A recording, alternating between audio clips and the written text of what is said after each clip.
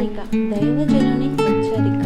దేవుడు చేసింది నువ్వు చేయటానికి, ప్రభువు చేసి చూపించింది నువ్వు నేను చేయటానికి. నేను బోధకుడిని అంటున్నారు, ప్రభువుని అంటున్నారు, గురువు అంటున్నారు. మరి నేనేం చేశాను? నేను తగ్గించుకొని మీ పాదాలు కడిగాను. మీరు కూడా ఏం చేయాలి? ఒకరి పాదములు ఒకరు కడగవలెను. నేను మీకు చేసిన ప్రకారం మీరును చేయవలెనని మీకు మాదిరి చూపించాను. నేను నా దేవుడు సింహాసనం మీద కూర్చొని కబుర్లు చెప్పే దేవుడు కాడు. నా ప్రభువు నా కోసం ఈ లోకానికి వచ్చి నన్ను నేను ఉన్న స్థానానికి దిగి వచ్చి నన్ను పైకి తీసుకెళ్ళేవాడు. ఏంటండి? కింద నా కొరకు కిందకి దిగాడు. ఆయన దేవుడితో కూడా కూర్చుంటే భాగ్యాన్ని విడిచిపెట్టి, తన మహిమను విడిచిపెట్టి, రక్త మాంసాల్లో పాలిభాగస్థుడై దాసుని స్వరూపము ధరించి శిలువ మరణము పొందినంతగా ఒక నేరస్తుడిగా ఉండటానికి కూడా నా ప్రభువు సిద్ధపడ్డాడు. నేరస్తులమైన మనల్ని నిర్దోషులుగా తీర్చుట కొరకు, మన నేరాలను శిక్షను భరించి మనకు పాప క్షమాపణ ఇచ్చుట కొరకు, పాపులను వెతికి రక్షించుట కొరకు. ఇట్లాంటి దేవుడు ప్రపంచంలో చరిత్రలో ఎక్కడైనా ఉన్నాడా? మనుష్య కుమారుడికి పాపములు క్షమించుటకు అధికారం కలదు. కారణం, పాప క్షమాపణ చేసిన క్షమాపణ కలుగునట్లుగా ప్రాయశ్చిత్త బలి చేసిన వాడు ఆయన ఒక్కడే. మీరు కూడా మాదిరిగా ఉండండి. మీరు కూడా ఒకరి పాదములు ఒకరు కడుక్కొని. అందుకని ఇప్పుడు చాలా మంది, చాలా సంఘాల్లో మనం కూడా అనుకున్నాం, ఎప్పుడైనా ఒకసారి చేస్తే బాగుంటుందని. ఎవరికైనా అహాలు ఇహాలు అడ్డంకులు ఉంటే ఊడిపోతాయి. సంఘంలో అందరూ ఒకళ్ళ పాదాలు ఒకళ్ళు కడుక్కుంటారు. పెద్ద చిన్న గొప్ప అనే తేడా లేకుండా నా ఎదుట ఉన్నవాడు ఎవరో నాకు తెలియదు. నేను మాత్రం వారికంటే తక్కువ, వారే ఎక్కువ అని చెప్పగలిగే మనసు క్రీస్తు యేసునకు కలిగిన మనసండి.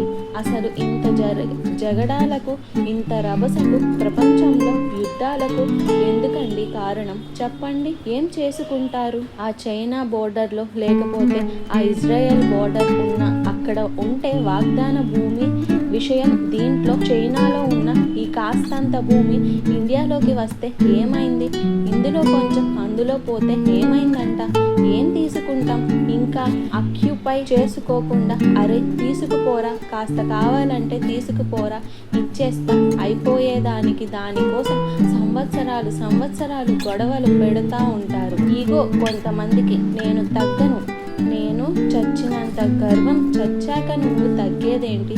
చచ్చాక నువ్వు తగ్గేది ఏముంది? అందులో నిన్ను మోసుకుపోతారు అందరూ. ఏంటండి? గర్వము అన్ని పాపాలకు మూలం అండి. పరలోకంలోనే పుట్టిన మొదటి పాపం అదే. లూసిఫర్లో పుట్టింది అదే. నేను పాతాళానికి తోసివేయబడింది. ఇవాళ క్రైస్తవ మందిరాలలో సమభావము, సమాజీవనం లేకపోవడానికి, ఐక్యత లేకపోవడానికి, ప్రేమ లేకపోవడానికి కారణం ఇంకా దేవుని బిడ్డలమైన తర్వాత మనకి ఈగో, ఆ యొక్క గర్వం. మా జాతి వేరు. మీ చర్చిలో కులాల గురించి మాట్లాడితే ఊరుకోనండి. మన చర్చిలో కులాలు లేవు.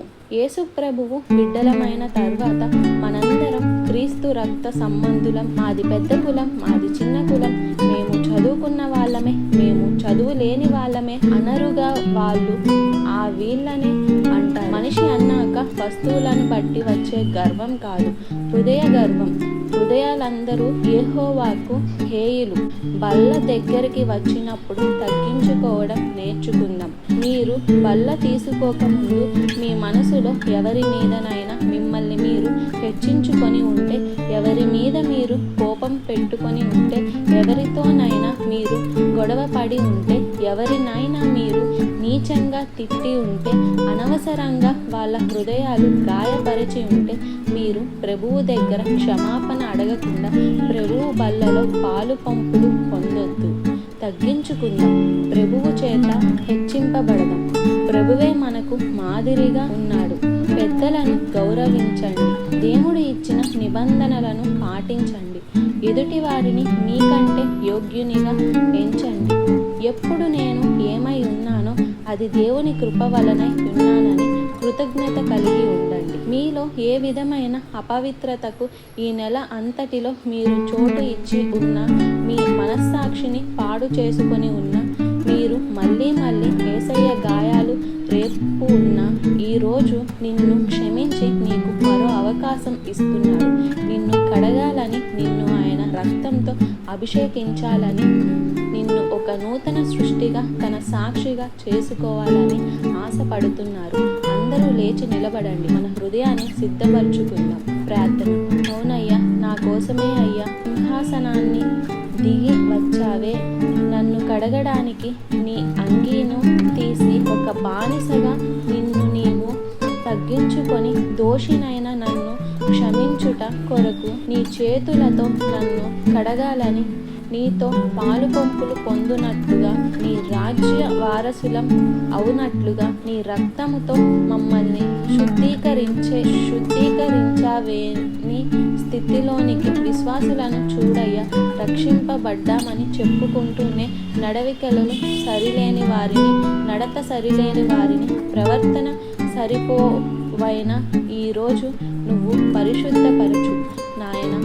మళ్ళొకసారి నీ వాక్యమును ఉదస్థలముతో మమ్మల్ని శుద్ధీకరించి, నీ విలువైన రక్తమును మా మీద ప్రోక్షించి మమ్మల్ని పరిశుద్ధులుగా చేయు. నీ సంస్కారములో నీ సన్నిధి ఇచ్చి నడిపించమని క్రీస్తు నామంలో అడుగుచున్నాను తండ్రి.